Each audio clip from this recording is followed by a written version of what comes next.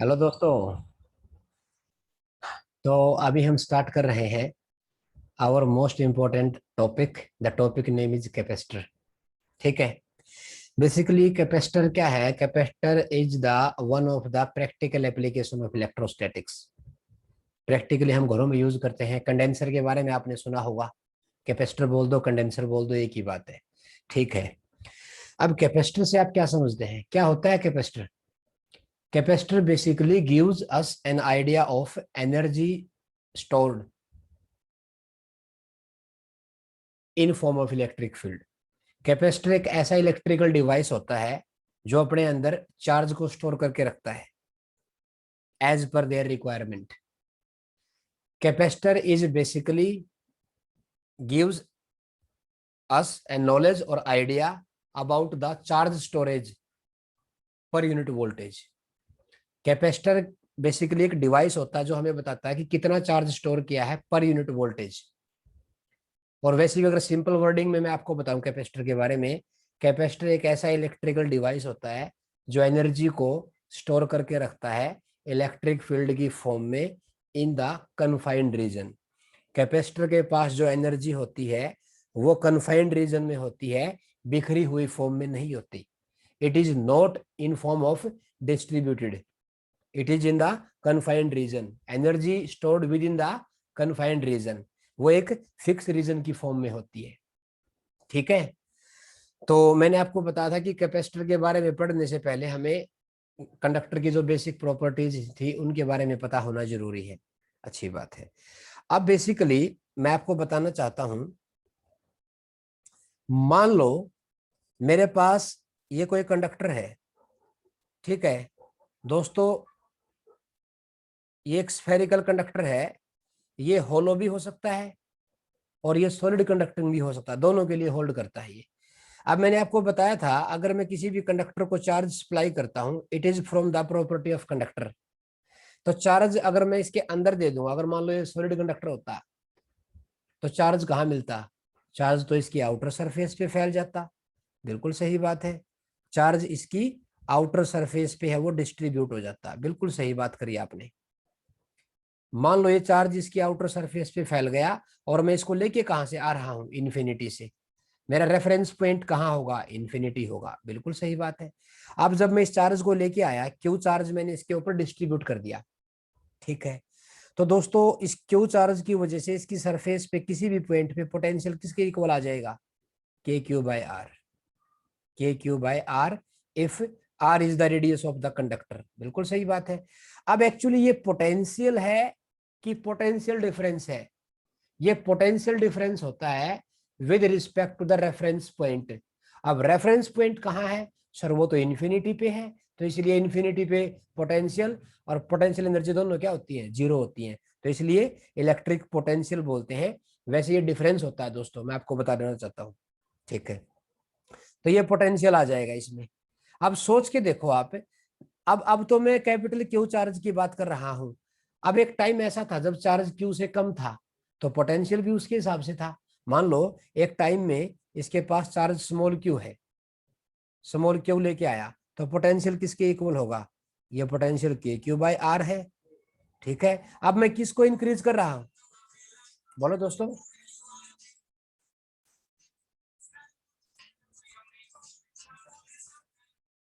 हाँ जी दोस्तों। तो मैंने देखो यहाँ पे मैंने क्या इंक्रीज किया है? मैं धीरे धीरे चार्ज को इंक्रीज कर रहा हूं। अगर मैं चार्ज को इंक्रीज करूंगा इस कंडक्टर के ऊपर, तो वो पोटेंशियल भी इंक्रीज करेगा। यस। तो बेसिकली अब जितना चार्ज मैं इस पे इंक्रीज कर रहा हूं, corresponding the value of electric potential also increases. तो इस कंडक्टर का पोटेंशियल वो इंक्रीज कर रहा है। और मैं ये कह सकता हूं कि जो पोटेंशियल का अमाउंट है वो किसके डायरेक्टली प्रोपोर्शनल है?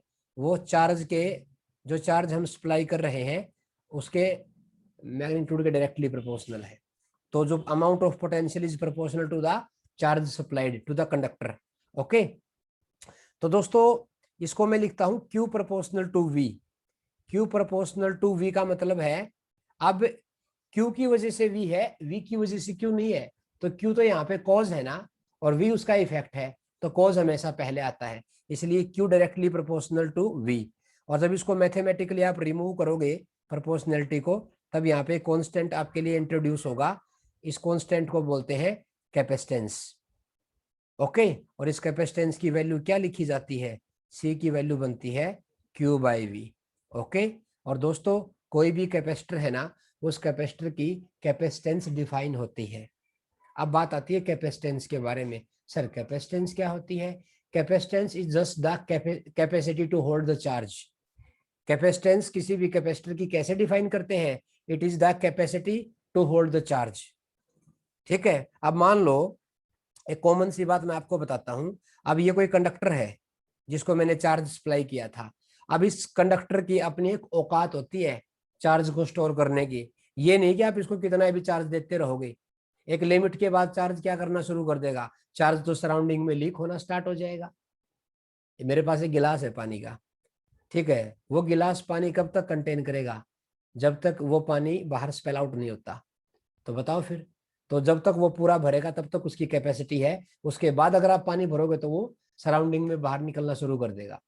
तो ऐसे ही कंडक्टर के साथ है। तो हर कंडक्टर की अपनी एक कैपेसिटी होती है टू होल्ड और टू स्टोर द चार्ज। अब वो कोई भी कंडक्टर कितना चार्ज स्टोर करेगा, वो जो उसकी औकात है, उसकी एबिलिटी है, कैपेबिलिटी है, उसको उसकी कैपेसिटेंस बोलते हैं। सिंपली किसी भी कंडक्टर की कैपेसिटी कैसे बताओगे आप? Capacity is simply defined as the ratio the amount of the charge stored per unit rise in potential. मेरा कहने का मतलब ये है, किसी भी कैपेसिटर की जो कैपेसिटेंस है या किसी भी कंडक्टर की जो कैपेसिटेंस है, उसको डिफाइन करते हैं charge stored per unit voltage. ये फॉर्मूला होता है दोस्तों। क्यू कौन है? क्यू है अमाउंट ऑफ चार्ज स्टोर्ड।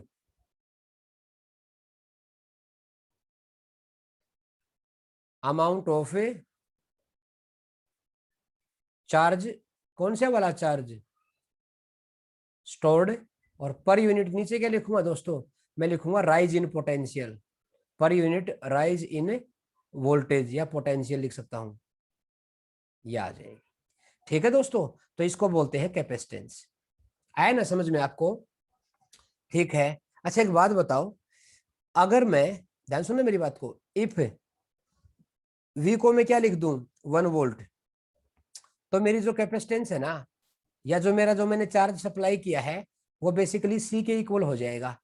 अब बताओ, किसी भी कैपेसिटर की कैपेसिटेंस उस चार्ज के इक्वल तब होगी जब मुझे 1 वोल्ट का पोटेंशियल उसका रेज करने को मिलेगा। सिंपली मैं देखो, मैं ज्यादा आपको उलझा नहीं रहा हूं। Capacitance of a capacitor is simply defined as it is the amount of charge stored per unit, unit का मतलब 1, पर यूनिट वोल्टेज।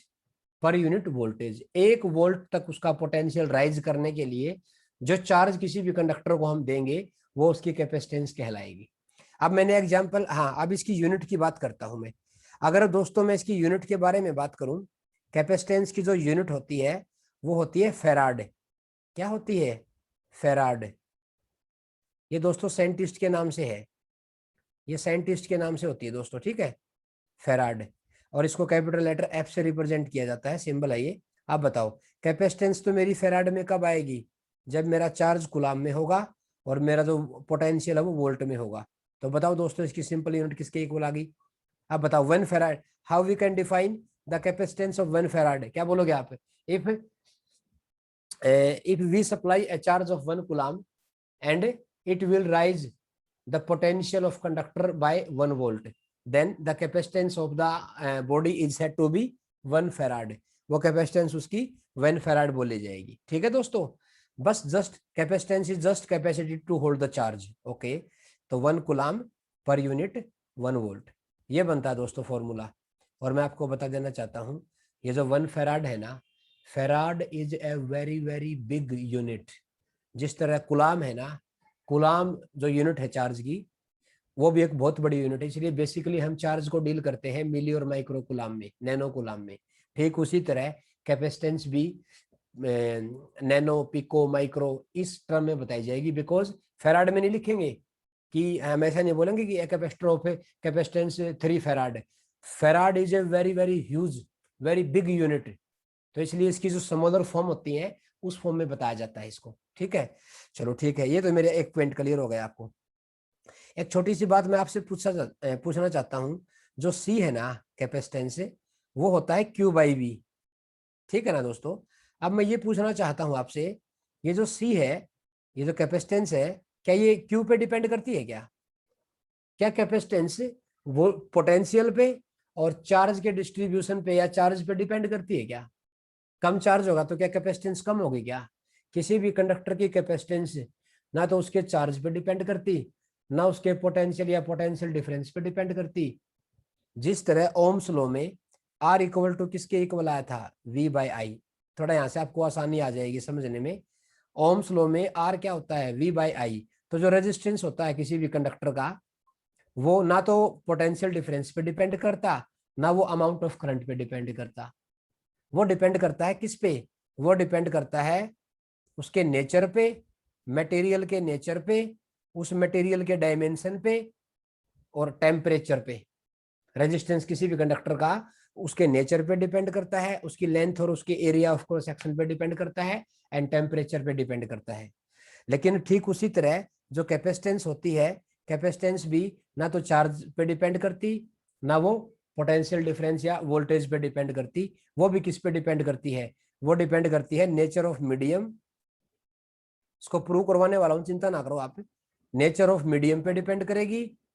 ठीक है, एरिया ऑफ या डायमेंशन बोल दो आप, एरिया ऑफ चार्ज प्लेट या कंडक्टर पे डिपेंड करेगी, और उनके बीच का जो सेपरेशन रहेगा उस पर डिपेंड करेगी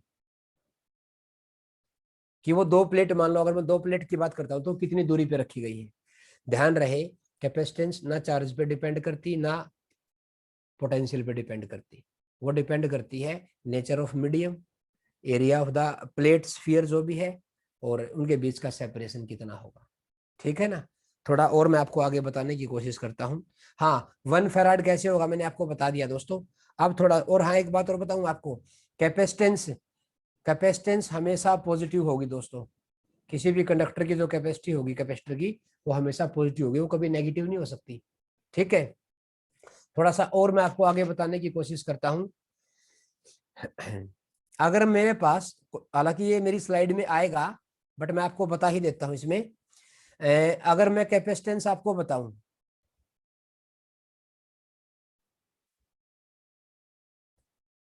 capacitance of isolated sphere, isolated conductor भी बोल सकता हूं, स्फीयर भी बोल सकता हूं। कोई मेरे पास एक स्फीयर है जो कि आइसोलेटेड फॉर्म में है, उसकी कैपेसिटेंस मुझे बतानी है। बड़ा सिंपल सा है दोस्तों। अगर ये मान लो मेरे पास कोई स्फीयर है, ठीक है, आर रेडियस का। अब चार्ज उस पर दे दिया मैंने, मान लो क्यू चार्ज है, that is uniformly distributed over the surface, और उससे इसका पोटेंशियल किसके इक्वल आ गया? पोटेंशियल आ गया के क्यू बाई आर, बिल्कुल आ गया। और के की वैल्यू अगर पुट करता हूं तो वैल्यू क्या लिखूं दोस्तों? 4 पाई एप्सिलॉन नॉट आर लिख सकता हूं ना? बिल्कुल लिख सकता हूं। तो इसकी अगर मैं कैपेसिटेंस आपको बताऊं तो किसके इक्वल आएगी? कैपेसिटेंस किसके इक्वल होता है? Q by V. तो दोस्तों ये मेरी वैल्यू आ जाएगी 4 पाई एप्सिलॉन नॉट आर, ये आएगी। तो बताओ, किसी भी आइसोलेटेड स्फीयर की कितनी कैपेसिटेंस आ गई? 4 पाई एप्सिलॉन नॉट आर, ये आ जाएगी। दोस्तों अगर मैं थोड़ा सा आपको प्रैक्टिकल एक्सपेक्ट की तरफ लेके जाऊंगा ना, लेट्स सपोज, मान लिया मैंने एक गोला ले लिया और उस गोले की रेडियस मैंने 1 मीटर मान ली। 1 मीटर, 1 मीटर उसकी रेडियस है मान लो, तो वो कितनी कैपेसिटेंस उसकी हो सकती है मैक्सिमम? तो सी की वैल्यू अगर यहाँ पे आप पुट करोगे ना, 4 × पाई की वैल्यू आपको पता है 22/7, और एप्सिलॉन नोट आपको पता है electrical permittivity of free space, that is equal to 8.85 into 10⁻⁻12, और रेडियस कितना दे दिया? 1 मीटर। तो दोस्तों इसको निकालोगे ना आप, लगभग लगभग इसकी जो कैपेसिटेंस आएगी वो 55.5 पिको फेराड के इक्वल आएगी। Pico farad 10⁻⁻12। अब देखो 1 मीटर, इमेजिन करो 1 मीटर रेडियस का एक स्फीयर ले लिया, तो उसकी मैक्सिमम कितनी कैपेसिटेंस हो सकती है? 5 पिको फेराड। तो farad is a very very big unit. जिस तरह चार्ज की कूलाम होती है, ऐसे ही कैपेसिटर की जो यूनिट होती है वो बहुत बड़ी यूनिट होती है, इसलिए उसकी जो स्मॉलर फॉर्म होती है उसके रूप में उसको बताया जाता है। अच्छा एक बात बताओ, धरती माता है जो हमारी अर्थ है, वो एक कंडक्टर है। कितना बड़ा कंडक्टर है, कितनी रेडियस अर्थ की, 6400 किलोमीटर। उसकी कैपेसिटेंस कितनी हो सकती है, बहुत ज्यादा कि बहुत कम, देखते हैं कितनी है। अगर मैं अर्थ की बात करता हूं,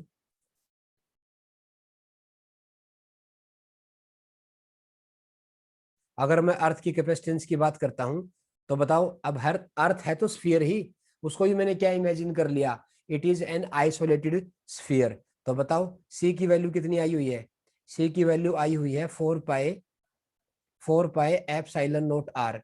बस इसकी आर की वैल्यू पुट कर दो दोस्तों, आर की वैल्यू कितनी आ जाएगी, 6.4 इंटू 10 पावर 6 मीटर आ जाएगी। जब इस वैल्यू को सोल्व करोगे ना आप हैरान रह जाओगे। क्यों? क्योंकि अर्थ की जो कैपेसिटेंस की वैल्यू आती है वो आती है 711 माइक्रोफेराड। देखो दोस्तों अर्थ कितना बड़ा है, अर्थ की शेप कितनी बड़ी है, उस पे भी कितनी, उसकी भी कितनी औकात है, 711 माइक्रोफेराड। माइक्रो मतलब 10 पावर-6 फेराड है।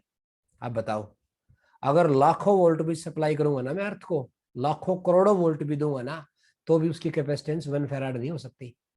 अब देख सकते हो कैपेसिटेंस जो है, जो ये फेराड है, वो कितनी बड़ी यूनिट होती है। आया ना समझ में? हाँ। अब जो मैंने आपको कैपेसिटेंस बताई थी किसी भी आइसोलेटेड स्फीयर के लिए या कंडक्टर के लिए, सी की वैल्यू किसके इक्वल आई थी, 4 पाई एप्सिलॉन नॉट आर। देखो एक थोड़ा सा आपको क्लू दूं इस चीज का, मैंने बोला था कि जो कैपेसिटेंस होती है वो किस किस पे डिपेंड करती है। अब देखो ये कौन है, ये नेचर ऑफ मीडियम है। अब मैं फ्री स्पेस की बात कर रहा हूं, तो मेरी जो ये परमिटिविटी है फ्री स्पेस की आ गई। और ये आर कौन है, आर उस स्फीयर का डायमेंशन ही तो है। अरे बोलो दोस्तों, है ना? तो इसका मतलब वो देख, इस फार्मूला में कहीं क्यू आया है, कहीं वी आया है, ठीक है ना? तो ये मत दिमाग में बैठाओ कि जो सी है वो क्यू पे डायरेक्टली प्रोपोर्शनल है, वी पे इनवर्सली है। नहीं नहीं नहीं नहीं, ये आ जाएगा। ठीक है, तो दोस्तों ये आ गया। और अगर मैं इसको किसी मीडियम के लिए बात करता हूं, तो अगर मीडियम के लिए बात करूंगा तो सी की वैल्यू आ जाएगी, C in medium equal to 4 pi epsilon naught E R into R. ये ई आर कौन होती है, ये रिलेटिव इलेक्ट्रिकल परमिटिविटी होती है, इसको डाइलेक्ट्रिक कांस्टेंट भी बोलते हैं। ठीक है दोस्तों, ये था भाई इसमें किसी भी आइसोलेटेड स्फीयर की और कंडक्टर की कितनी कैपेसिटेंस होती है। ठीक है ना? और ये बहुत बड़ी यूनिट होती है। अच्छा एक छोटी सी बात बताओ आप, मैंने आपको कैपेसिटर की डेफिनेशन में बताया अभी कि कैपेसिटर जो होता है वो एनर्जी को स्टोर करता है इलेक्ट्रिक फील्ड की फॉर्म में। कहाँ? कन्फाइंड रीजन में। एनर्जी जो कैपेसिटर के पास होती है ना, वो बिखरी हुई नहीं होती, वो किसी कन्फाइंड रीजन में होती है, और एज पर रिक्वायरमेंट वो अपना काम करता है। ठीक है, जैसे कैमरा है, कैमरा देखो, उसमें छोटी छोटी बैटरी डलती हैं, 2-2 3-3 वोल्ट की, 3-3 4-4 5-5 वोल्ट की बैटरी डलती हैं। अब कितनी फ्लैश लगाता है वो, और जब वो एक फ्लैश एक्टिवेट होती है, तो फ्लैश की चमक देखी है ना आपने? अगर कोई बिल्कुल डार्क रूम में अगर आप फ्लैश लगाओगे, ऐसा लगता है कि बहुत बड़े वाट का जो बल्ब है, वो ट्यूब है, वो ग्लो करेगी। ठीक है ना? तो इसका मतलब उसमें बहुत सारे, उसका जो मदरबोर्ड होता है उसमें बहुत सारे छोटे छोटे कैपेसिटर होते हैं, जो अपनी औकात के हिसाब से एनर्जी को स्टोर करके रखते हैं। And as per their requirement, उनको जैसे ही कमांड मिलती है वो अपनी वर्किंग करते हैं। अगर हमारे घरों में जो फैन होते हैं, सीलिंग फैन, उनमें भी तो कंडेंसर लगते हैं। अगर वो मान लो कंडेंसर ना होते, तो हर घर में दरवाजे के पीछे एक रोड होती, जैसे ही बटन प्रेस किया उस रोड के साथ उसको घुमाना पड़ता। क्योंकि वो जो इंस्टेंटेनियस एनर्जी है ना, कैपेसिटर जैसे ही मैंने बटन दबाया, अब उसको कमांड मिल गई कि तेरे को पंखा चलाना है, तो वो इंस्टेंटेनियस एनर्जी देता है at that instant eight which it is required. उस एनर्जी की जिस टाइम जरूरत होगी ना, वो उसी टाइम उसको वो देगा, इंस्टेंटेनियस एनर्जी दे देगा वो। अब उस एनर्जी से पंखा देखो कितनी तेज घूमता है। आपने मोटर देखा है ना, इलेक्ट्रिक मोटर, तो वो मोटर में देखो एकदम से बटन दबाते ही कैसे तेज घूमती है मोटर। सारा खेल किसका है? उसके ऊपर एक सेल लगा होता है, देखा हो आपने, वही तो कंडेंसर होता है। बेसिकली कैपेसिटर है ना, 3 फॉर्म में होते हैं मार्केट में, पैरेलल प्लेट कैपेसिटर, सिलेंड्रिकल और स्फेरिकल। मैं बताऊंगा आज, ये बताऊंगा तीनों के बारे में आपको, ठीक है ना। तो मैं उम्मीद कर रहा हूं कि जो भी मैं आपको बता रहा हूं आपको समझ में आ रहा है, ठीक है। अच्छा, एक छोटी सी बात मुझे आपको बतानी है। अभी हमारा स्फीयर की ही बात हम कर रहे हैं। अगर मैं स्फीयर की बात करता हूं, अगर मैं आइसोलेटेड कंडक्टर की ही आपको बात कर रहा हूं, तो कंडक्टर के लिए मैंने आपको बताया था, मान लो दोस्तों ये मेरे पास कोई सॉलिड कंडक्टिंग स्फीयर है, बिल्कुल सही बात है, और इस पे चार्ज दे दिया प्लस क्यू, बिल्कुल सही बात है, which is uniformly distribute over the surface. R इसका रेडियस है, ये मैं बता चुका हूं। अगर मैंने इसकी जब आपको सेल्फ एनर्जी बताई थी ना, self energy of hollow sphere, hollow conducting sphere, solid conducting sphere and hollow non conducting sphere, तो इसकी जो एनर्जी आई थी, जिसको मैंने पोटेंशियल एनर्जी का नाम दिया था, वो आई थी दोस्तों के क्यू स्क्वेयर बाई 2r। दोस्तों इस कंडक्टर के पास जो एनर्जी है ना, उसकी वैल्यू है ये, लेकिन ये एनर्जी जो है ये कहां तक है, ये एनर्जी ऐसे डिस्ट्रीब्यूट कर रही है इलेक्ट्रिक फॉर्म फील्ड की फॉर्म में, और जिसकी रेंज कहां तक है। अरे मेरा कहने का मतलब ये है, एक आदमी बोला मेरे से, एक आदमी मेरे से ये बोला कि हम हमारे पास कंडक्टर तो है ही, इस कंडक्टर से हम कैपेसिटर बना लेते हैं। तो मैंने उसको बड़ा करारा जवाब दिया, मैंने कहा ये कंडक्टर है, चार्ज इसके ऊपर बिखरा हुआ है, और इसकी एनर्जी आ गई के क्यू स्क्वायर बाई 2r, अगर r इसका रेडियस है तो। लेकिन ये एनर्जी जो डिस्ट्रीब्यूटेड है ना, इसकी रेंज कहाँ से कहाँ है, इसकी रेंज है r से लेके इन्फिनिटी तक। इसकी रेंज कहाँ से कहाँ है, it is up to r to infinity. अब एक बात बताओ, कैपेसिटर में एनर्जी कहाँ से कहाँ होती है, कैपेसिटर में तो एनर्जी कन्फाइंड रीजन में होती है, बट इस कंडक्टर की एनर्जी कहाँ तक है, ये तो इन्फिनिटी तक फैला हुआ है, तो इस अकेले से तो कभी भी कैपेसिटर बना नहीं सकते हम। तो साइंटिस्टों ने सोचा, दिमाग लगाया, जुगाड़ किया, बड़ी मुश्किल बड़ी शिद्दत के बाद कैपेसिटर प्रिपेयर हुआ था दोस्तों। इतना आसान नहीं है कि हाँ आपने बोल दिया it is the capacity to hold the charge, और इट गिव्स एन आइडिया और knowledge about the charge per unit voltage. बोलने में तो आसान है, लेकिन सोच के देखो जब ये बनाए होंगे तो कितने पापड़ बेले होंगे साइंटिस्ट ने, क्योंकि उनके पास केवल इस कंडक्टर का ही पता था, और कंडक्टर की जब एनर्जी निकाली, वो एनर्जी तो आ गई, लेकिन वो एनर्जी कहाँ तक थी, वो एनर्जी तो बिखरी हुई थी ना। बट कैपेसिटर एनर्जी क्या करता है, एनर्जी को स्टोर करता है एक कन्फाइंड रीजन के अंदर। तो उस रीजन की तलाश की गई फिर कि कैसे इसको बनाए। और सुनो, खास बात है, कई सारे से दर्द थे साइंटिस्ट के उसमें, भाई कैपेसिटी भी ज्यादा होनी चाहिए, कैपेसिटी भी ज्यादा होनी चाहिए, और एनर्जी भी कन्फाइंड रीजन में होनी चाहिए। और ये जो फिलहाल अभी तक जितने भी सर्कमस्टांसेस मिल रहे हैं, सारे के सारे अपोजिट हैं सर। क्यों? क्योंकि देखो ध्यान से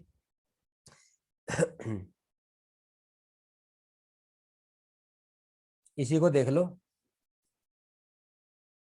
देखो इधर, मैंने ये बोला कि ये अगर मेरे पास कोई स्फीयर है, ठीक है, इस पे चार्ज आपको पता है डिस्ट्रीब्यूट कर रहा है यूनिफॉर्मली,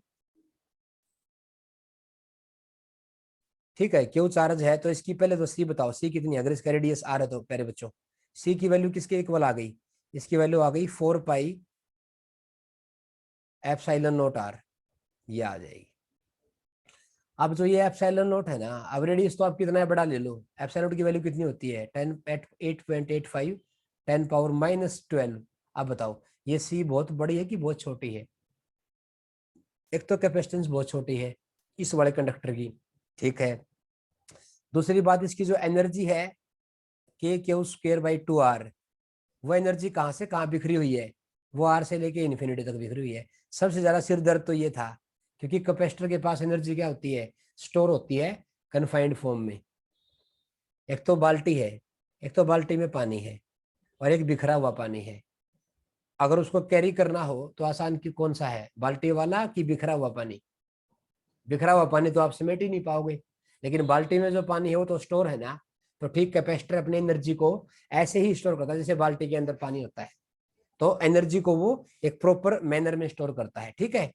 ओके, तो एक्चुअली हुआ क्या मैं आपको बताना चाहूंगा, और सुनो, जो मैं आपको बता रहा हूं ना, फिर मेरी स्लाइड देखना आप, कितना क्रिस्टल क्लियर होगा आपको टॉपिक, ठीक है।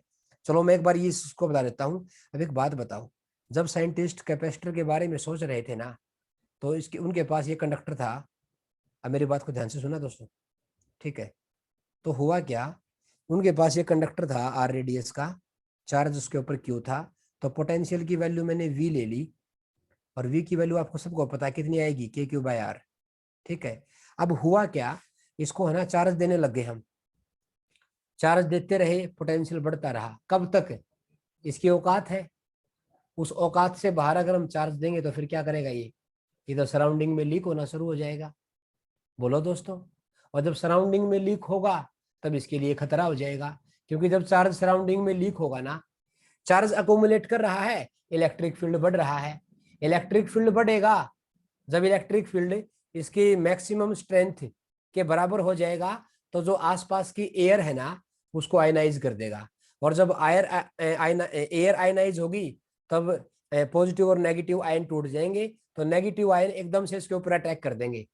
अब नेगेटिव आयन जो आएंगे वो इसके पोटेंशियल को बहुत हद तक डिक्रीज कर देंगे। तो इसका मतलब आयनाइज भी नहीं कर सकते हम, क्योंकि इसका पोटेंशियल एकदम ग्रेजुअली डिक्रीज करता है। तो बड़ी दुविधा थी भाई साइंटिस्ट के दिमाग में, क्या करें कैसे बनाए।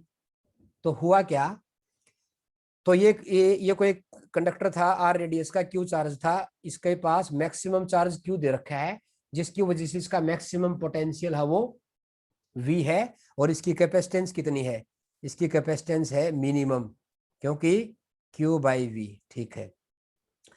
अब क्या हुआ, जब साइंटिस्ट लोग काम कर रहे थे ना, तो लेबोरेटरी में कंडक्टर वो इसके पास ऐसे ही छोड़ के भूल गए, ऐसे ही छोड़ के भूल गए वो कंडक्टर। अब वो कंडक्टर जब था न्यूट्रल वाला, तो जब इसके नजदीक आया तो इसके अंदर इंड्यूस चार्ज पैदा हो गया दोस्तों।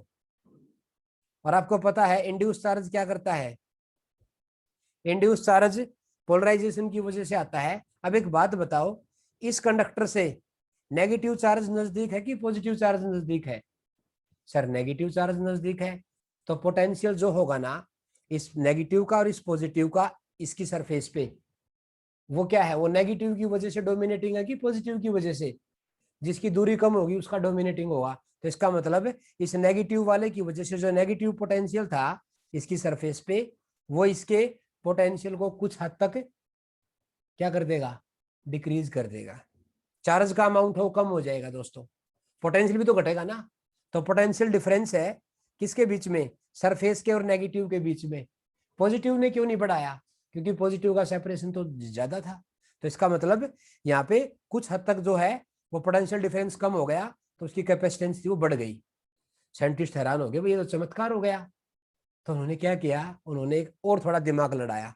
उन्होंने क्या किया, उन्होंने इस कंडक्टर के पास इसको अर्थिंग कर दिया दोस्तों। जब उसने अर्थिंग किया तो प्लस वाला सारा चार्ज कहाँ चला गया, ग्राउंड में।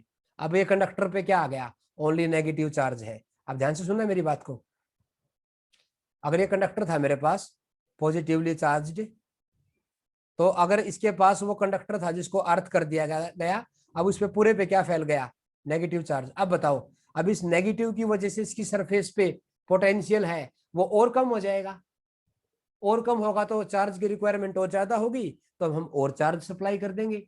इसका मतलब इस वाले केस में जो कैपेसिटेंस थी मान लो सी डैश, वो सी वाले से ज्यादा आ गई दोस्तों। तो ऐसे हमने 2 बार हमने इसको एडिशनल चार्ज सप्लाई करना पड़ा। और यही तो होता है कैपेसिटर, कि हम जितना ज्यादा चार्ज उसको देंगे जितनी ज्यादा उसकी कैपेसिटी होगी। तो तब जाके इसका मतलब कैपेसिटर बेसिकली 2 कंडक्टर के कॉम्बिनेशन की वजह से बनता है, जब उसके नजदीक होंगे वो कंडक्टर। ठीक है, अब मैं मेरी स्लाइड की तरफ आता हूं और एक एक बात आपको बताने की कोशिश करता हूं। ठीक है, अब ध्यान से सुनना मेरी बात को।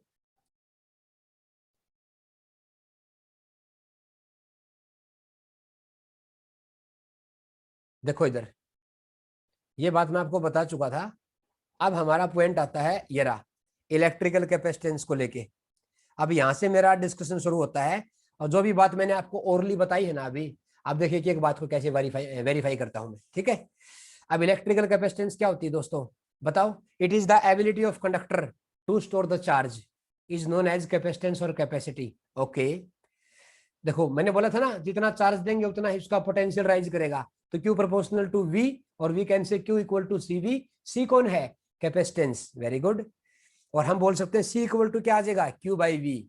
सी इक्वल टू किसके इक्वल आ जाएगा, क्यू बाई वी के। ओके, देखो उसके बाद अब मैंने बोला था कि अगर मैं वोल्टेज को बढ़ाऊंगा 1 वोल्ट से, तब मेरी जो कैपेसिटेंस होगी वो उस चार्ज के बराबर आ जाएगी। ओके दोस्तों, ये आ जाएगा। और इसको बोलते हैं कि कैपेसिटेंस है ना किसी भी कंडक्टर का उस चार्ज के बराबर होगा जो रिक्वायर्ड होता है किसको बढ़ाने के लिए, 1 वोल्ट के पोटेंशियल को 1 वोल्ट तक बढ़ाने के लिए जो रिक्वायरमेंट होता है। ओके, और जो इसकी यूनिट होती है वो क्या होती है, उसको बोलते हैं फेराड। और ये दोस्तों इसका सिंबल है भाई, इलेक्ट्रिकल सिंबल, इलेक्ट्रिकल सिंबल है कैपेसिटर का। ओके, यूनिट क्या बताई मैंने आपको, फेराड, बिल्कुल सही बात है। उसके बाद अब बताओ how we can define the capacitance of 1 farad. 1 farad की कैपेसिटेंस मैंने आपको बताई थी, किसके इक्वल होती है, जब 1 कूलम का चार्ज क्या किसी भी कंडक्टर के पोटेंशियल को 1 वोल्ट तक रेज करता है, तब उसकी जो कैपेसिटेंस होती है उसको बोलते हैं 1 फेराड। बिल्कुल सही बात है। और मैंने बोला था 1 कूलम, कूलम जो होती है वो चार्ज की बहुत बड़ी यूनिट होती है दोस्तों। तो ठीक उसी तरह से कैपेसिटेंस भी क्या होगी, बहुत बड़ी यूनिट होगी। इसलिए जो उसकी जो स्मॉलर फॉर्म होती है कौन कौन सी, milli farad, micro farad, nano farad and also pico farad, ये इसको इस फॉर्म में पढ़ाया जाता है। सिंपली आपको फेराड की फॉर्म में नहीं मिलेगा, बता चुका हूं कई बार। ठीक है दोस्तों, अब थोड़ा और मैं आपको बताने की कोशिश करता हूं। ये भी बता चुका हूं मैं आपको, capacitance of an isolated spherical conductor. मान लो ये कोई स्फीयर है स्मॉल आर रेडियस का, और इसके सेंटर पे मैंने चार्ज रख दिया +Q, तो बताओ इसकी जो भी पोटेंशियल होगा वो किसके इक्वल होगा, KQ/R, सबको पता है। और दोस्तों इसकी अगर मैं कैपेसिटेंस निकालूंगा तो क्या कर दूंगा, Q/V, तो इसकी वैल्यू कटने के बाद किसके इक्वल आ जाएगी, बोलो दोस्तों, 4πε0R।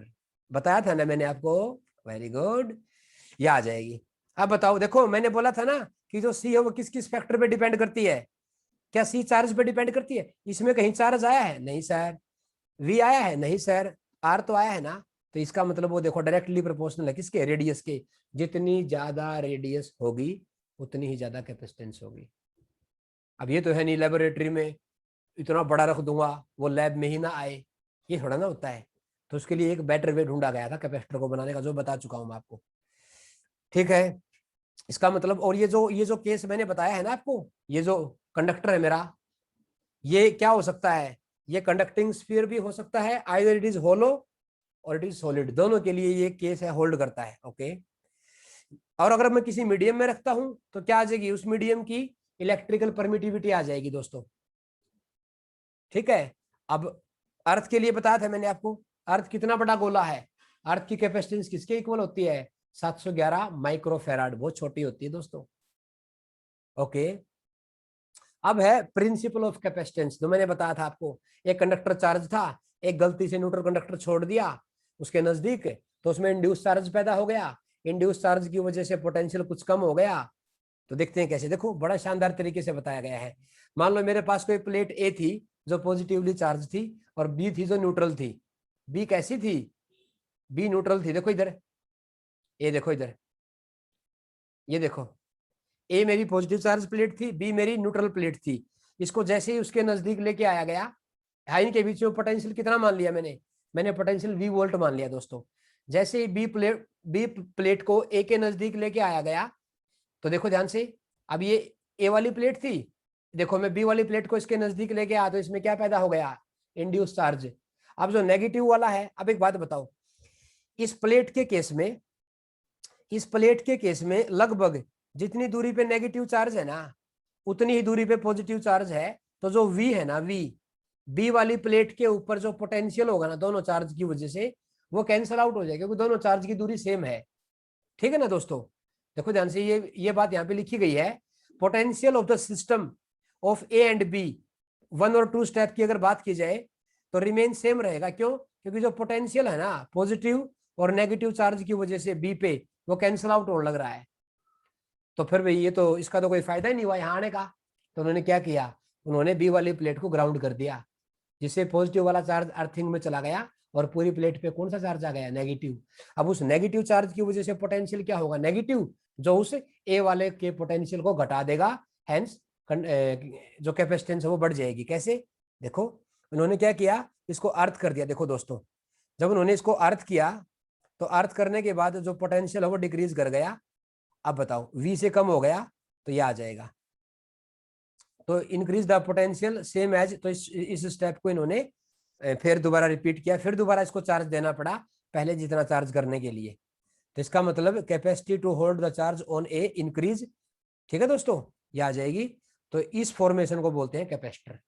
एक अकेले आइसोलेटेड कंडक्टर या स्फीयर से हम कैपेसिटर नहीं बना सकते, कम से कम दो का फॉर्मेशन होना जरूरी है, और दूर दूर नहीं होने चाहिए, नजदीक होने चाहिए। ओके, ठीक है दोस्तों। अच्छा, अब क्या है, अब हम बात करते हैं capacitance of A parallel plate capacitor. अब ध्यान से सुनना, पैरेलल प्लेट के बारे में बताऊंगा, फिर सिलेंड्रिकल और फिर स्फेरिकल, तीनों के बारे में आज ही बताऊंगा मैं आपको। ठीक है, पहले पैरेलल प्लेट कैपेसिटर के बारे में देख लो आप। अब मान लो या तो उनके बीच में वैक्यूम हो सकता है, या उनके बीच में कुछ भी हम डाइलेक्ट्रिक मीडियम रख सकते हैं, पेपर हो गया, मिका, ग्लास, वुड, सिरामिक, ये सारे के सारे हो सकते हैं। इसके लिए भी आपको बताया जाएगा, पहले सिंपल पढ़ लो, फिर जब मीडियम उसमें इंट्रोड्यूस करवाऊंगा तब कैपेसिटेंस पे कैसे क्या फर्क पड़ता है ये मैं आपको बताने वाला हूँ। दोस्तों बताने के लिए तो इतना ज्यादा है, बट हमें वही चीजें पढ़नी जो हमारे लिए मेन है, और थोड़ा बताना जिनको इजीली, क्योंकि हमें टाइम का भी तो ध्यान रखना पड़ता है ना। ठीक है, तो देखो मान लो एक प्लेट ये है मेरे पास और एक प्लेट ये है, इसके पास चार्ज है वो प्लस सिग्मा है, इस वाले पे चार्ज कितना है प्लस क्यू, इस वाले पे चार्ज कितना है माइनस क्यू। तो ये प्लस सिग्मा है और ये माइनस सिग्मा है। जैसे कि मैं आपको बताऊं तो इलेक्ट्रिक फील्ड लाइंस ऐसे जाएंगी दोस्तों, प्लस से माइनस की तरफ।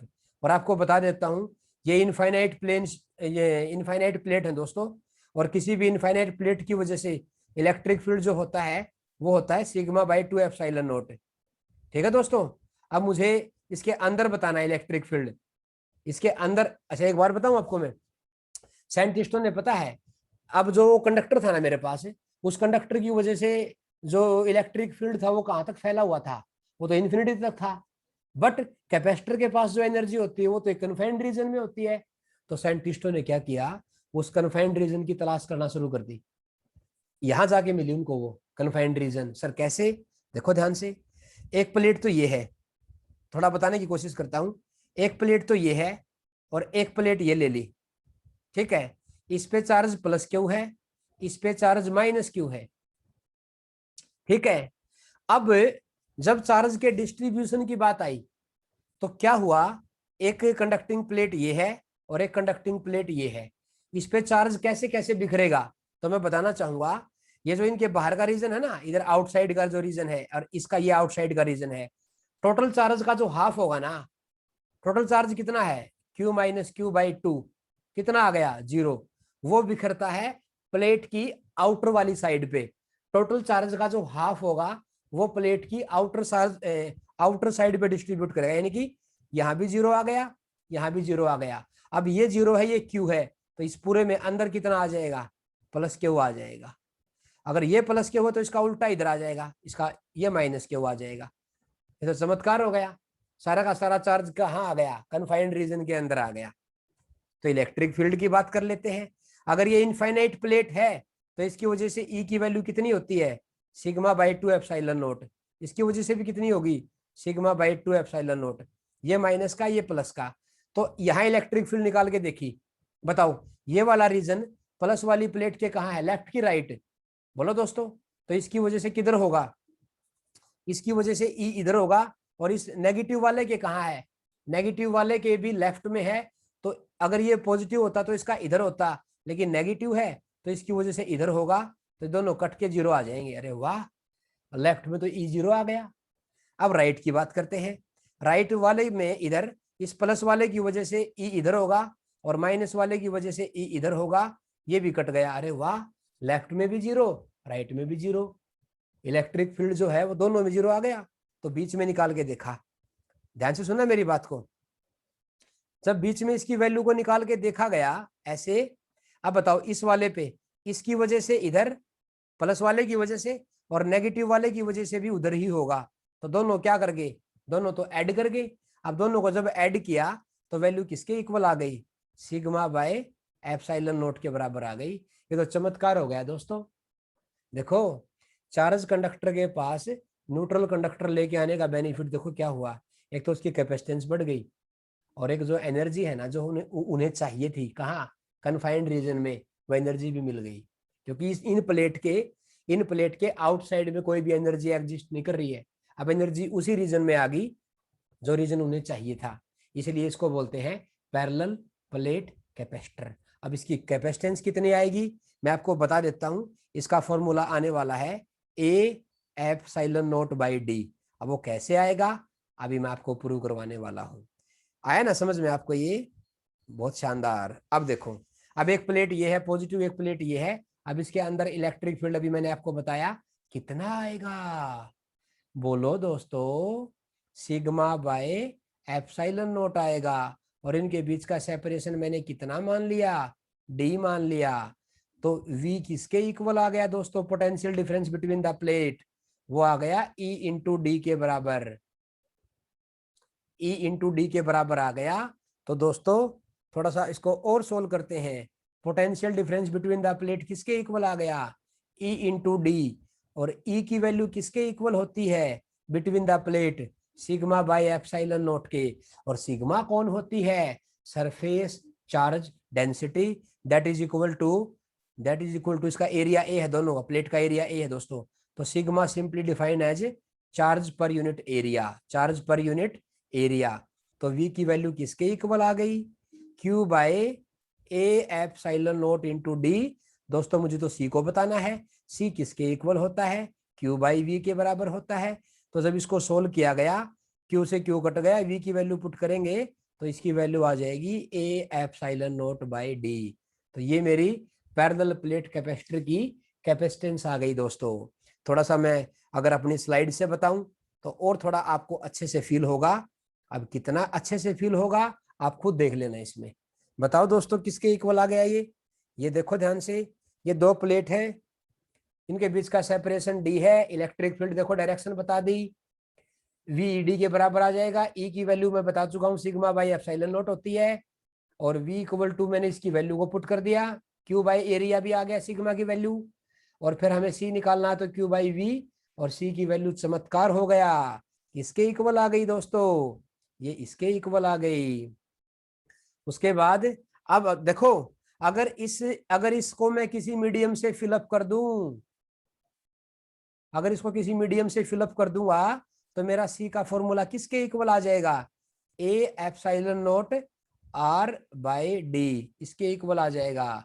ये देखो दोस्तों, और ये ई आर कौन है, ये उस मीडियम की रिलेटिव इलेक्ट्रिकल परमिटिविटी कहलाएगी। आया ना समझ में? Very good. ये थी दोस्तों capacitance of A parallel plate capacitor, जो बताओ किस किस पे डिपेंड कर रही है। अभी आपके सामने आपको बिल्कुल चमत्कार दिखाई दे रहा है, ए एप्सिलॉन नॉट बाई डी। अब बताओ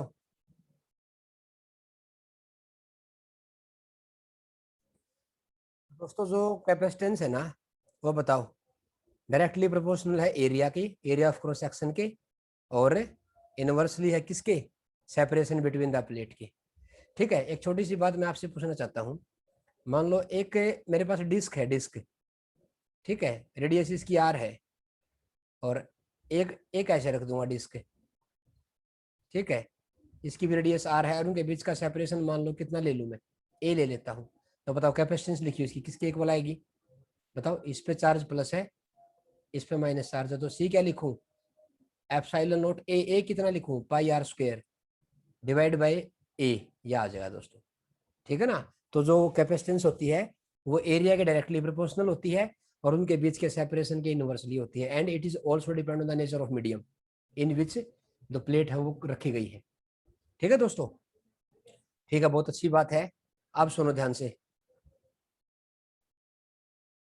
अच्छा, ये जो कॉम्बिनेशन है ये बाद में पढ़ाऊंगा मैं, पहले एक बार आपको बता देता हूं मैं आपको बता देता हूं। अब अनदर, ये पैरेलल प्लेट तो बता दिया, अब मैं आपको बताने वाला हूं स्फेरिकल कैपेसिटर या सिलेंड्रिकल। देख लो पहले आप,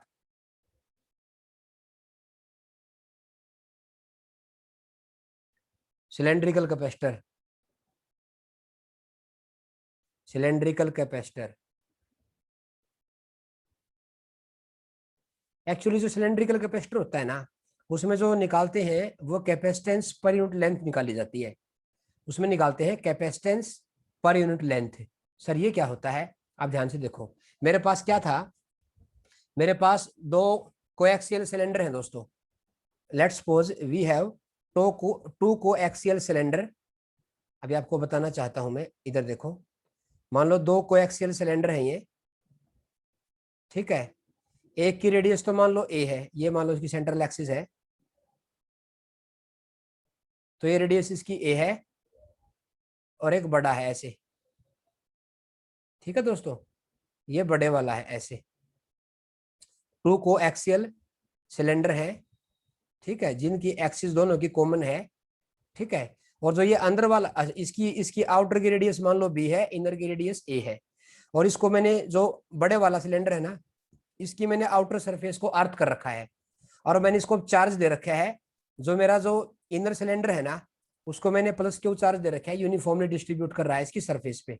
अब कंडक्टर है तो सीधी सी बात है, ये आ जाएगा, ये इस पे यूनिफॉर्मली डिस्ट्रीब्यूट कर रहा है। तो इंडक्शन की वजह से क्या होगा, जो आउटर सिलेंडर है उसकी इनर साइड, इनर सरफेस पे चार्ज कैसा होगा सर, नेगेटिव होगा, बिल्कुल सही बात है। और आउटर पे क्या होता है, पॉजिटिव, जिसको मैंने क्या कर रखा है, ये तो अर्थिंग कर रखी है, तो इसका यहाँ तो चार्ज जीरो हो जाएगा, इसके अबाउट पोटेंशियल जीरो हो जाएगा। अब ये तो रेडियस ए आ गई और ये रेडियस बी आ गई। अब हमें पता है, मैंने किसी भी आर डिस्टेंस पे वैल्यू निकाल ली दोस्तों। हमें पता है ये रोड है, वायर बोल दो, वायर की वजह से किसी भी आर डिस्टेंस पे कितना इलेक्ट्रिक फील्ड होता है, वो होता है 2k λ/r। ये होता है दोस्तों इलेक्ट्रिक फील्ड इंटेंसिटी की वैल्यू। और जो लैम्डा है, इसके लिए लैम्डा डिफाइन हो गया क्योंकि इसकी लेंथ ज्यादा है, इसकी लेंथ इसके एरिया ऑफ क्रॉस सेक्शन के सामने बहुत ज्यादा है, इसलिए इसको लिखते हैं लैम्डा, यानी कि चार्ज पर यूनिट लेंथ। मान लो एल लेंथ है इसकी, इसकी लेंथ कितनी मान ली मैंने, एल। अब ये लेंथ तो कितनी भी हो सकती है, इनफाइनाइट भी हो सकता है सॉरी। तो बताओ इसकी वैल्यू क्या लिखूं। अब मुझे यहाँ पे पोटेंशियल डिफरेंस निकालना है आउटर प्लेट और इस इनर प्लेट के बीच में, तो क्या लिखूं, मैं लिखूंगा डेल्टा वी इक्वल टू दोस्तों क्या होता है, ई डॉट डी आर, इसके इक्वल होता है, और लिमिट होगी मेरी बी टू ए। तो दोस्तों डेल्टा वी क्या लिखूंगा, मैं लिखूंगा यहाँ बी से ए आऊंगा ना, तो क्या लिखूं दोस्तों बताओ। तो ये वी आ जाएगा, वी इक्वल टू, ये वैसे तो आएगा V A minus V B, sorry V B minus V आएगा, और ये माइनस से माइनस में काट दूंगा। और बी का तो वैसे भी जीरो है ना पोटेंशियल, क्यों, क्योंकि इसको तो अर्थ कर रखा है ना, तो इसका मतलब ये वी बन गया। वी इक्वल टू क्या लिखूं दोस्तों, ई, और ई की वैल्यू क्या लिखूंगा बताओ, ई की वैल्यू लिखूंगा मैं 2q/4πε0 into R into D R, यह आ जाएगा दोस्तों। और ये 2 से 4 कट जाएगा, तो मेरी v की वैल्यू किसके इक्वल आएगी, और लिमिट कहां से कहां आएगी, b टू a आएगी दोस्तों। तो v इक्वल टू क्या लिखूं, माइनस, अगर मैं लिमिट को चेंज कर दूंगा तो मेरा प्लस है वो, जो साइन है वो चेंज हो जाएगा। अब मैंने लिमिट ले ली a टू b, बताओ क्या कॉमन निकाल लू मैं, q डिवाइड बाय 2πε0 l, और ये आ जाएगा दोस्तों dr/r। अब इसको इंटीग्रेट करूंगा ना, तो v की वैल्यू किसके इक्वल आ जाएगी, q/2πε0 l, ये बन जाएगा लॉगरिथम ऑफ r। और लिमिट जब पुट करूंगा मैं ए बी, तो लिमिट किसके इक्वल आ जाएगी दोस्तों, तो v की वैल्यू किसके इक्वल आ गई, q/2πε0 l, और ये किसके इक्वल आ जाएगा, ये आएगा logarithm of b minus logarithm of a, इसको लिखूंगा लॉगरिथम ऑफ b/a, यह आ जाएगी दोस्तों। और मुझे क्या निकालनी है, इसकी कैपेसिटेंस यहां निकालना चाहूंगा मैं। तो सी की वैल्यू क्या लिखूं दोस्तों, q/v, सी की वैल्यू क्या लिखूं, q/v, तो इसका मतलब मेरी वैल्यू किसके इक्वल आ जाएगी, q से q कट जाएगा, v की वैल्यू क्या लिखूं, 2π ε0 l, नीचे क्या आ जाएगा दोस्तों, divide by ln log of b/a आ जाएगा। और दोस्तों मैंने बताया था ये निकालते हैं कैपेसिटेंस पर यूनिट लेंथ, तो ये जो l है ये इसके डिवाइड में आ जाएगा, and finally we will get c/l equal to किसके इक्वल आ गई, 2πε0 डिवाइड बाय, अरे यार 2πε0 divide by log of b/a, ये बन जाएगी दोस्तों मेरी कैपेसिटेंस का फॉर्मूला। मैं उम्मीद करता हूं आपको समझ में आ गया ना। अब मैं आपको बताता हूं स्फेरिकल कैपेसिटर के बारे में।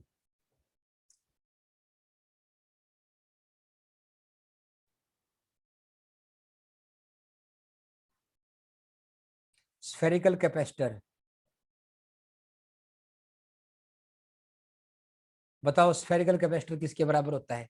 अब इसमें मैंने क्या ले लिया, मैंने 2 कंसेंट्रिक स्फीयर ले लिए, इनर रेडियस ए आउटर रेडियस बी, ऐसे मान लो ये बड़े वाला ले लिया मैंने ऐसे, ठीक है, और ये छोटे वाला ले लिया मैंने ऐसे, ठीक है। इसकी रेडियस मान लो ए है और इसकी रेडियस मान लो बी है। अब इस पे मैंने चार्ज दे रखा छोटे वाले पे, तो जब मैंने इसको चार्ज दिया तो वो चार्ज इसके कहाँ मिलेगा, इस वाले पे मैंने चार्ज दे रखा है, तो आउटर वाले पे इंडक्शन की वजह से आउटर की इनर सरफेस पे क्या आ जाएगा, इनर सरफेस पे नेगेटिव आ जाएगा।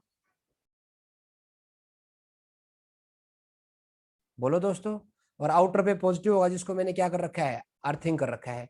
अब मुझे पोटेंशियल डिफरेंस निकालना है, पोटेंशियल निकालना है। तो दोस्तों बताओ, इस पे बी पे पोटेंशियल निकाल लो और ए पे पोटेंशियल निकाल लो, इनका डिफरेंस ले लो। बताओ नेट पोटेंशियल एट ए किसके इक्वल आएगा, नेट पोटेंशियल एट ए किसके इक्वल आएगा। इस पे अगर चार्ज ये प्लस क्यू है तो इसके इनर पे कितना है, माइनस क्यू। तो ए पे पोटेंशियल निकाल लो, बी पे पोटेंशियल निकाल लो। बताओ ए पे पोटेंशियल किसके इक्वल आ गया, ए पे पोटेंशियल छोटे वाले स्फीयर की वजह से भी आएगा और बड़े वाले की स्फीयर की वजह से भी आएगा। तो क्या लिखूं, के क्यू बाय ए छोटे की वजह से माइनस के क्यू बाई बी बड़े की वजह से। और बी पे कितना आएगा, हालांकि लिख देता हूं मैं, बी पे आएगा K Q by B minus of K Q by B. देखो जीरो आ गया दोस्तों, और वैसे भी जीरो ही होना क्योंकि इसको मैंने क्या कर रखा है, इसको मैंने अर्थिंग कर रखा है। तो बी वाले पे पोटेंशियल किसके इक्वल आ जाएगा, जीरो पे। तो इसका डिफरेंस निकालो दोस्तों, क्या लिखूं, V B minus V A या V A minus V B. तो V A minus V B किसके इक्वल आ जाएगा, के क्यू, मैंने कॉमन निकाल लिया, 1/a माइनस ऑफ 1/b। और दोस्तों के की वैल्यू पुट कर दूंगा तो v की वैल्यू किसके इक्वल आ गई, v की वैल्यू आ गई q/4πε0। और इसका एलसीएम लेके सोल्व करोगे, ये ए बी हो जाएगा और ये b माइनस ए आ जाएगा। अब सिंपल वैल्यू है, क्या निकालना है, c। तो c की वैल्यू क्या आ जाएगी, q से q कट जाएगा और मेरी वैल्यू आ जाएगी c की। बताओ दोस्तों क्या आ गई, c की वैल्यू किसके इक्वल आ गई, c की वैल्यू आ जाएगी सर 4πε0। बोलो दोस्तों, और A B by B minus A, यह आ जाएगी स्फेरिकल कैपेसिटर की कैपेसिटेंस आ गई दोस्तों ये। तो तीनों के तीनों इंपॉर्टेंट है, मैंने आपको तीनों बता दिए। तीनों कौन कौन से, ये तो स्फेरिकल के लिए है, ये किसके लिए है, स्फेरिकल के लिए। और कैपेसिटेंस पर यूनिट लेंथ किसके लिए आई थी, किसके इक्वल आई थी, 2πε0 लॉगरिथम ऑफ बी बाय ए। और ये सी आई थी किसके लिए, a/ε0/d। ये किसके लिए है, पैरेलल प्लेट कैपेसिटर के लिए। ये किसके लिए,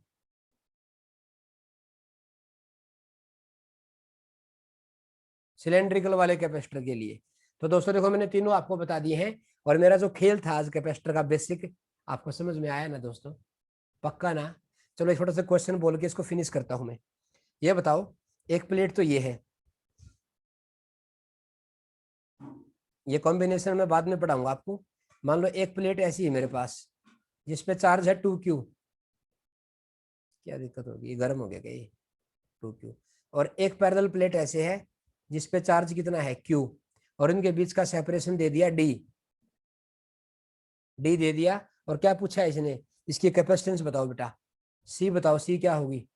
तो c निकालने के लिए मुझे एक तो चार्ज का पता होना जरूरी है, एक पोटेंशियल डिफरेंस का पता होना जरूरी है। बिल्कुल सही बात है। अब चार्ज कौन सा होता है, चार्ज जो प्लेट के अंदर वाले रीजन में होता है।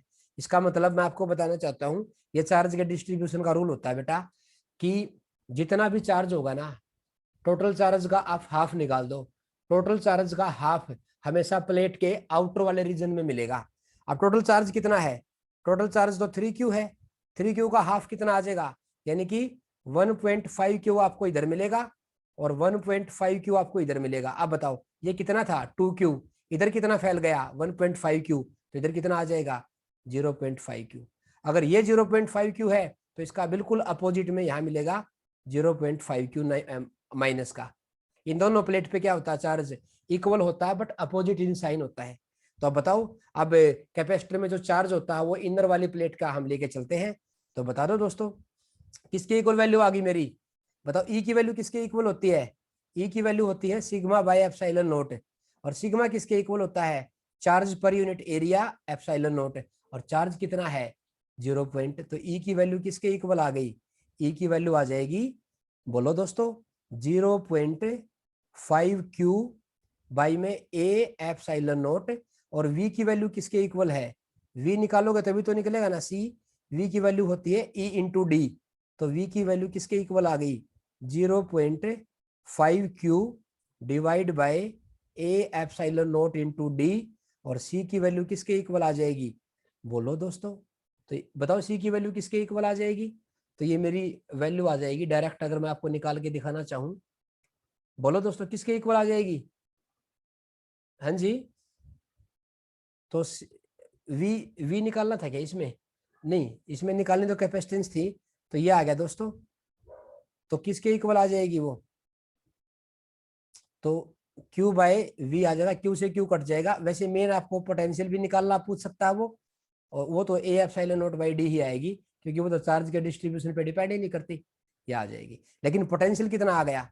अच्छा एक छोटी सी बात आपको बताना चाहता हूँ, ये जो वैल्यू आई है ना हमारी, ये जो ई में जो ये जो चार्ज की वैल्यू ली है मैंने, अब एक बच्चे ने मेरे से पूछा सर आपने ये पॉजिटिव वाला ही क्यों लिया, नेगेटिव वाला क्यों नहीं लिया, तो पोटेंशियल में जो फॉर्मूला आएगा ना, ये जो यहाँ पे ये जो चार्ज मैंने लिखा है, ये चार्ज हमेशा जो हायर पोटेंशियल प्लेट होगी ना, हायर पोटेंशियल प्लेट के इनर साइड वाला चार्ज लेके चलते हैं हम, ये मैं प्रूव करूंगा आगे चल के, आज तो शुरुआत हुई है ना दोस्तों, सारा एकदम कैसे बताऊं मैं आपको, ठीक है ना। कैपेसिटर को कॉम्बिनेशन, दो कैपेसिटर को पैरेलल में सीरीज में कंबाइन करेंगे, ठीक है, बैटरी के साथ भी जोड़ेंगे, अकेले कैपेसिटर की शेयरिंग भी करेंगे, कितनी एनर्जी का वो लॉस करते हैं, कितना रिजल्टेंट उनका कॉमन पोटेंशियल बनेगा, एक एक चीज आपको अच्छे तरीके से बताऊंगा मैं, शानदार तरीके से बताने वाला हूं मैं, आया ना समझ में, बोलो ना दोस्तों।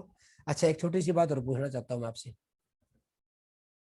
अगर ये जो पैरेलल प्लेट की कैपेसिटेंस जो आई है ना, पैरेलल प्लेट की जो कैपेसिटेंस आई है, कैपेसिटर की जो कैपेसिटेंस किसके इक्वल आई है, A epsilon note by D, इसका प्रूफ है ना, मैं एनर्जी डेंसिटी वाले फार्मूला से भी निकाल सकता हूं, कैसे सर, अभी देखो, एनर्जी डेंसिटी, एनर्जी डेंसिटी क्या होती है इलेक्ट्रिक फील्ड की, एनर्जी पर यूनिट वॉल्यूम के इक्वल होती है, एनर्जी पर यूनिट वॉल्यूम। अच्छा दोस्तों ये तो मैं तब बताऊंगा जब कैपेसिटर की एनर्जी की स्टोरेज की बात आएगी, तो नेक्स्ट सेशन में मैं एनर्जी स्टोर बाय कैपेसिटर ये लेके आने वाला हूँ, क्योंकि बहुत लेंथी हो गया हमारा आज का डिस्कशन, तो प्लीज इसको ध्यान से देखिएगा, सुनिएगा, समझिएगा, ठीक है ना, और मेरे मेरे साथ जुड़ के रहना, बहुत ही अच्छी तैयारी करवा दूंगा मैं आपकी, आई प्रोमिस यू, ठीक है। तो ज़्यादा से ज़्यादा मेरे इस चैनल को लाइक शेयर सब्सक्राइब कर दो, और अपना जो भी फ्रेंड सर्कल है वहाँ तक मुझे सर्कुलेट करो, और बड़ा अच्छा लगता है आपके साथ दो बातें शेयर करके, थैंक यू सो मच।